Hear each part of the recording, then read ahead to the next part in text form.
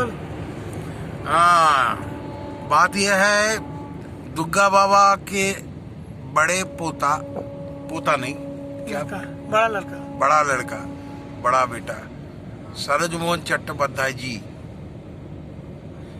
उनके बारे में कुछ कहना चाहता हूँ। ये मेरा सरोज मोहन चट्टोपाध्याय जी मेरा पिताजी थे, अभी नहीं है शारीरिक, तो उनसे मैं ये कहानी सुना हूँ। तो बड़े प्यारा पोता था गुरुदेव विशुद्धानंद बाबा का। एक बार बनारस आश्रम में गुरुदेव का देहांत हो चुका था 1937 में। तो ये होगा लगभग 46-47 ऐसा, जब हम लोग को आज़ादी मिला है, उसी समय की उसका पहले जो मैं पिताजी से सुना हूँ। तो एक बार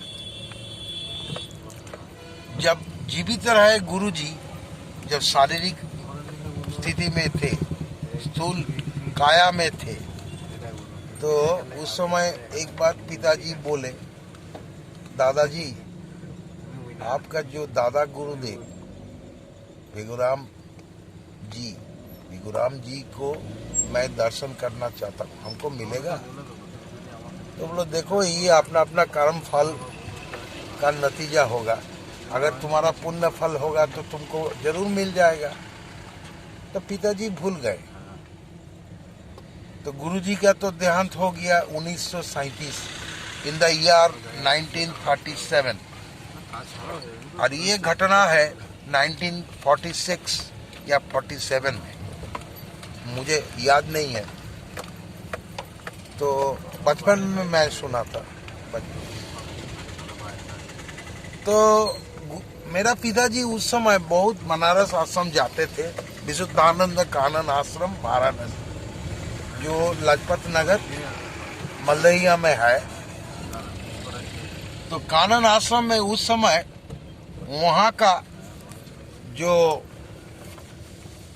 मैनेजर थे गोपीनाथ कविराज जी, गुरुजी के एक बहुत बड़ा ज्ञानी पंडित डॉक्टर गोपीनाथ का शिष्य। तो पिताजी एक बार संकल्प किया, जब मैं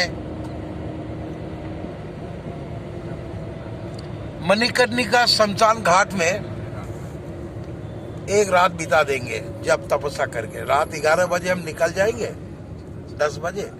तो उस समय एक का गाड़ी जो घोड़े का था चलता था बनारस में। तो पिताजी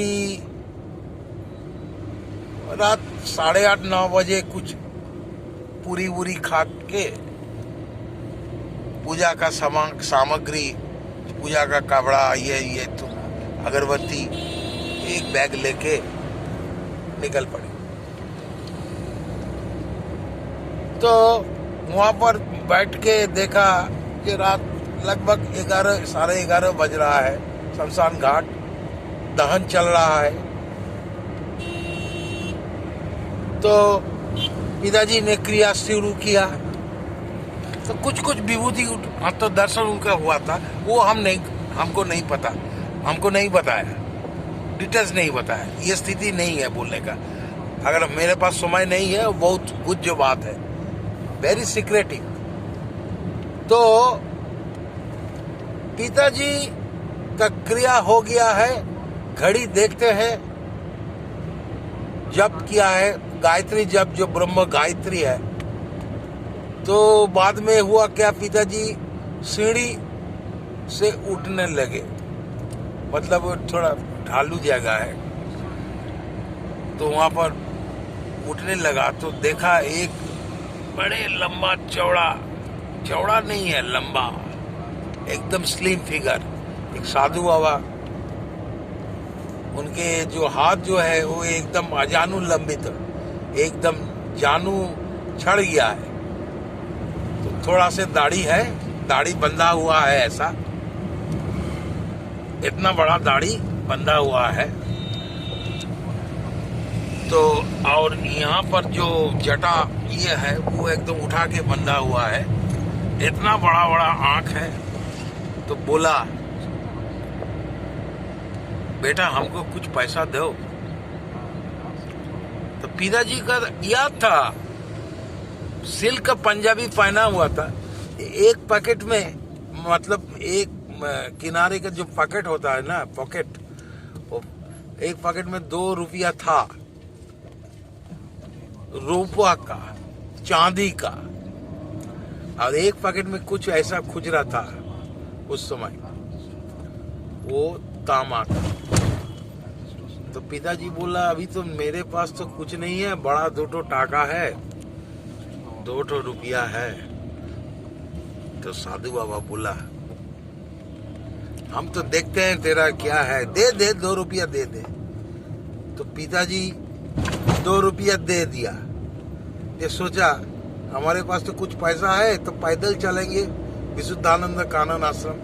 विशुद्धानंद कानन आश्रम वो वहां से 4-5 किलोमीटर लगभग होगा, तब चला जाएंगे पैदल। 2 रुपया दे दिया। बोले 1 रुपया तो हमारा जरूरत था। तो साधु बाबा मुस्कुराने लगे। तो बोला, दे दे ना बेटा। तो बाबा दे दिया। कुछ बाद वो तांबा का 3-4 सिक्का और 1 चांदी का था। उसमें देखा है 2 चांदी का सिक्का दे दिया। तो देखा तांबा का सिक्का 2-4 है, जो उसके साथ 1 तांबा का सिक्का है, 1 ले लिया साधु बाबा ने। तो उसके बाद पिताजी विज्ञान मंदिर में बैठे हुए हैं ऐसा।